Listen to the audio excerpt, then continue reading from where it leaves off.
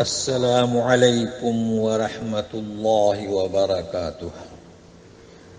Daily one page کے شعبے سے آج کے پیج کا نمبر ہے 57۔ سورت آل عمران، آیات ہیں 53 سے لے کر 61 تک، اور کلمات دعائیہ ہیں حواریین عیسی ابن مریم علیہ السلام۔ یہاں سے آغاز ہو رہا ہے، اور کچھ علوم قرآن کے تعلق سے، جیسے کہ ہم سوتے ہیں، نیند ہے، موت ہے، وفات ہے، اس میں کیا فرق ہے، تو ساتھ میں رہیے گا۔ اعوذ باللہ من الشیطان الرجیم۔ ربنا آمنا بما انزلت واتبعنا الرسول فاكتبنا مع الشاہدین۔ حواریین عیسی ابن مریم کہہ رہے ہیں کہ اے ہمارے رب، ہم ایمان لائے جو تو نے اتارا، بما انزلت یعنی ہدایت، کتاب، اور ہم نے پیروی کی رسول کی، تو ہمیں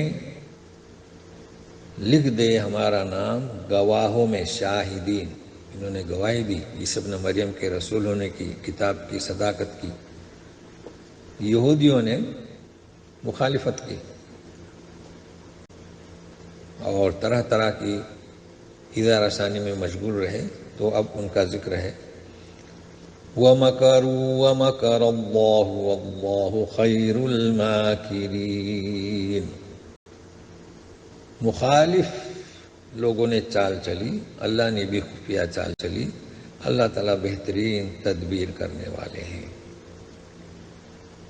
اذ قال اللہ یا عیسیٰ انی متوفیک ورافعک الی ومطہرک من الذین کفروا وجاعل الذین اتبعوک فوق الذین کفروا الی یوم القیامہ ثم إلي مرجعكم فأحكم بينكم فيما كنتم فيه تختلفون۔ جب اللہ تبارک تعالیٰ نے عیسی ابن مریم سے فرمایا کہ میں تمہیں پورا پورا اٹھانے والا ہوں، وفات، پھر فرماتے ہیں وَرَافِعُكَ إِلَيَّ، میری طرف۔ اب پورا پورا اٹھانے والے کہاں؟ بھائی انسان کی بھی وفات ہو جاتی ہے، تو میری طرف اٹھانے والا ہوں،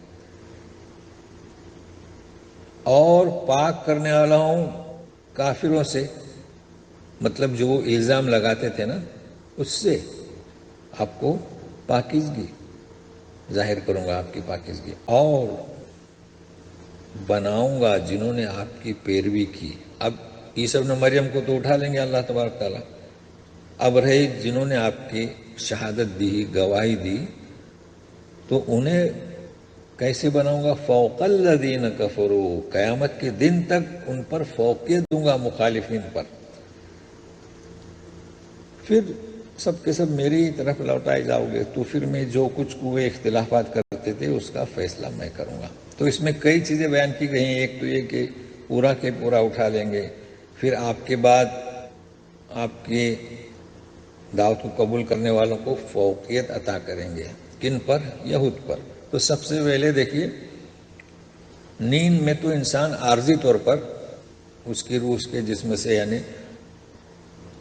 موت کسی کیفیت رہتی ہے، لیکن عارضی، شور ہوتا ہے، نیند پوری ہو جاتی ہے، آنکھ کھل جاتی ہے۔ موت اس کی روح جسم سے علیحدہ ہوتی ہے، اسے بھی ہم وفات کہتے ہیں، لیکن وفات مکمل اٹھایا جانا جسم کے ساتھ۔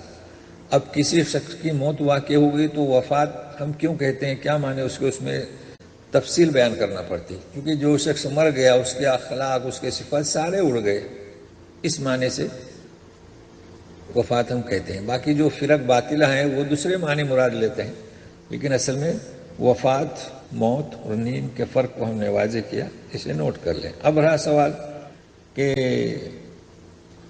انہیں تو اٹھا لیا گیا عیسی ابن مریم کو، اب رہی اس کے بعد قوم. تو آپ دیکھ رہے ہیں کہ نصارہ کا غلبہ ہے یہود پر. یہود کیا ہے؟ کچھ بھی نہیں، ان کے سہارے جی رہے ہیں. مگر اب غلبہ ہونا چاہیے ہمارا، امت محمدیہ صلی اللہ علیہ وسلم کا. بس دعا کرتے رہیں کہ ہمارا ان پر غلبہ کب ہو جائے. فَأَمَّا الَّذِينَ كَفَرُوا فَأُعَذِّبُهُمْ عَذَابًا شَدِيدًا فِي الدُّنْيَا وَالْآخِرَةِ وَمَا لَهُم مِّن نَّاصِرِينَ. اب دیکھیں ہم کئی دفعہ بیان کر چکے ہیں، دنیا اردو کا دنیا نہ پڑھیں، فی الدنیا والآخرہ. تو کوشش کریں تو جنہوں نے کفر کی روش اختیار کی تو ہم انہیں سخت عذاب دیں گے دنیا اور آخرت میں. اردو میں بھی دنیا بولنے کی کوشش کریں، دنیا، تاکہ قرآن شریف میں دنیا ہی پڑھ سکیں اور ان کا کوئی مددگار نہیں ہوگا. وَأَمَّا الَّذِينَ آمَنُوا وَعَمِلُوا الصَّالِحَاتِ فَيُوَفِّيهِمْ أُجُورَهُمْ وَاللَّهُ لَا يُحِبُّ الظَّالِمِينَ. دیکھیے اتفاق سے پھر ذکر آیا وفات سے یوفی. اور جو ایمان اور اعمال صالحہ والے ہیں تو پورا فَيُوَفِّيهِمْ أُجُورَهُمْ، انہیں عطا کرے گا پورا اجر. تو وفات میں کیا ہے؟ پورا. اور اللہ تعالیٰ ظالم کو پسند نہیں کرتے. ذَلِكَ نَتْلُوهُ عَلَيْكَ مِنَ الْآيَاتِ وَالذِّكْرِ الْحَكِيمِ. ذَلِكَ، چونکہ خطاب رسول سے ہے، یہ ہم آپ کو پڑھ کر سنا رہے ہیں آیات اور حکمت والی نصیحت. اگر خطاب سب سے ہوتا تو ذالکم، لیکن ذالکم ذالک کی جمع نہیں بلکہ مخاطبین جمع ہے، ان کا لحاظ کرتے ہوئے. اسے آپ نوٹ کیجئے گا، پورے قرآن شریف میں کبھی ذالک اور کبھی ذالکم. ان مثل عیسی عند اللہ کمثل آدم، ان مثل عیسی عند اللہ کمثل آدم خلقه من تراب ثم قال له كن فيكون. فیکون. واو. عیسی ابن مریم کی مثال اللہ کے نزدیک ہو بہو آدم علیہ السلام کی جیسی ہے. پیدا کیا آدم علیہ السلام کو مٹی سے، پھر کہا کہ ہو جاؤ تو ہو گیا. تو عیسی ابن مریم کے لیے بھی کہا کہ ہو جاؤ تو ہو گیا. الحق من ربک فلا تکن من الممترین. حق تیرے رب کی جانب سے، لہذا تم شک کرنے والوں میں سے ہرگز نہ ہونا. فمن حاجك فيه من بعد ما جاءك من العلم فقل تعالوا ندعو أبناءنا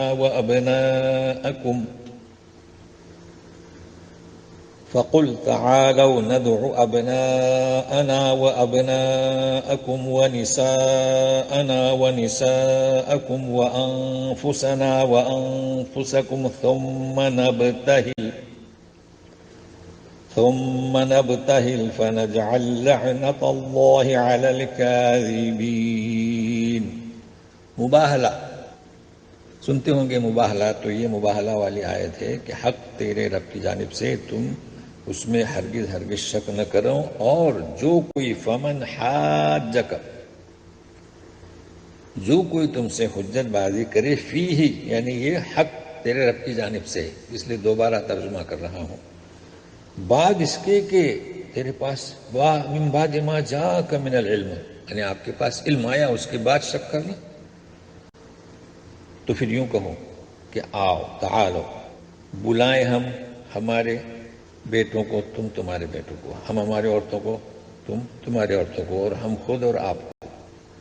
پھر مباہلہ کریں، یعنی آمنے سامنے سب ان لوگوں کو جمع کریں جی، اور مباہلہ کریں یعنی کیا؟ اللہ کی طرف التجا کریں. تو ہم اس میں لعنت بھیجیں جھوٹوں پر. اب دو فریق ہیں، ایک حق رسول کے ساتھ اور سامنے جو آیا ہوا ہے مخالفین کا فریق. تو تو اگر تم حجت بازی کرتے ہو، تم اپنے آپ کو حق سمجھتے ہو، تو بیٹھیے، جھوٹوں پر لعنت کرے. ہے ہمت، ہے جرأت. تو اس آیت کا نام ہے آیت مباہلہ. تو آج اتنا ہی. والسلام علیکم ورحمۃ اللہ وبرکاتہ.